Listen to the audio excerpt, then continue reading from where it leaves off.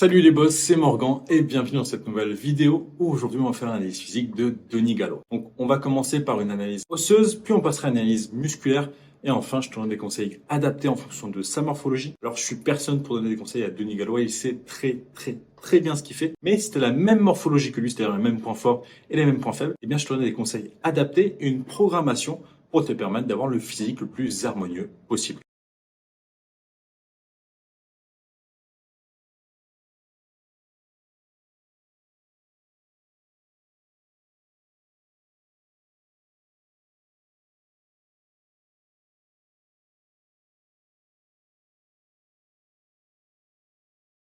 Moyen.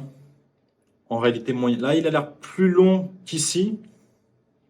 Donc, si on fait la moyenne, plutôt un buste moyen et un abdomen quand même assez grand, assez long. Concernant ses clavicules, il a des clavicules assez longues. Ça à mettre en perspective avec le bassin qui est aussi large, mais ses clavicules sont bien légèrement plus larges que son bassin, ce qui fait qu'il a vraiment des clavicules assez longues. Concernant bien ses humérus, ils sont assez moyens, moyen courts, peut-être plutôt moyen comme il est quand même assez grand, et des avant-bras assez longs.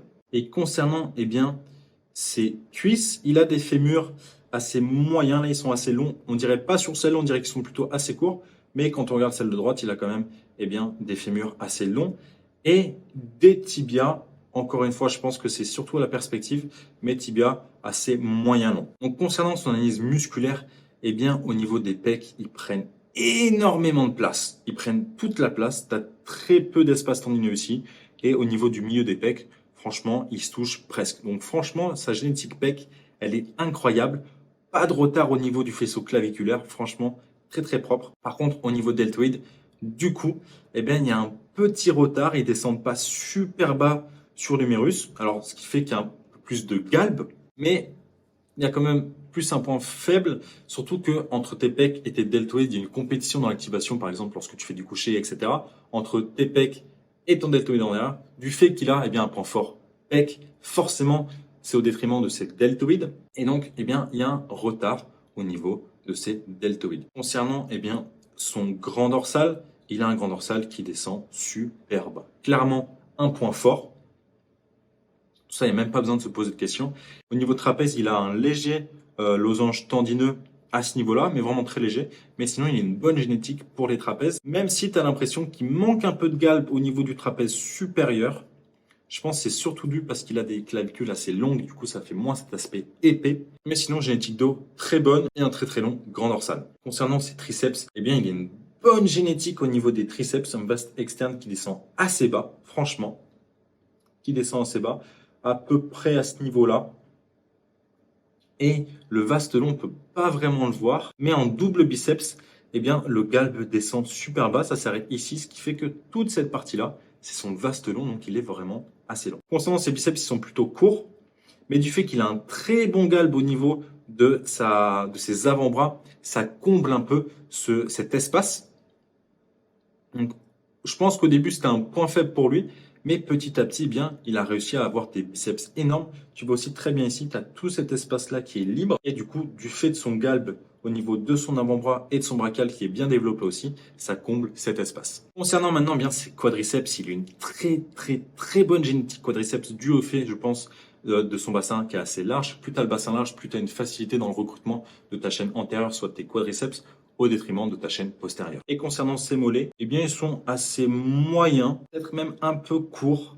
Peut-être c'est sûrement la perspective aussi qui joue. Mais ouais, moyen court, on va dire. Et ce sera assez compliqué à vraiment avoir un avis précis dessus. Sur sa chaîne postérieure, j'ai pas forcément trouvé. Là, on peut essayer de voir, mais pas forcément non plus sur le gap de son fessier.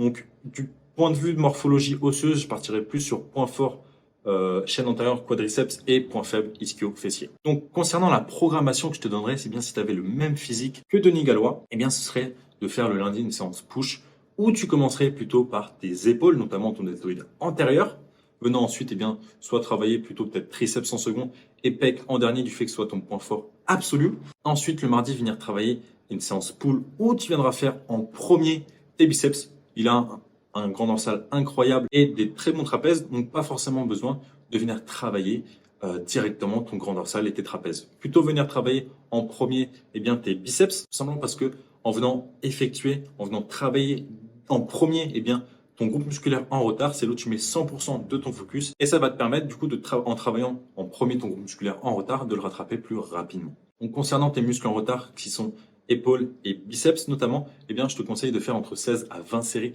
par groupe musculaire et par semaine en venant pour tes biceps travailler ton brachial et ton brachioradial notamment pour combler cet espace au niveau du coude. Ensuite le mercredi, venir faire une séance ischio-fessier, là pareil entre 16 à 20 séries pour tes ischios et pour tes fessiers globalement. Ensuite le vendredi, une séance épaules-biceps et le samedi, une séance jambes où tu fais 50% sur la chaîne antérieure, soit quadriceps, et 50% sur la chaîne postérieure, sur ischio-fessier. Et enfin, du coup, le dimanche, jour de repos.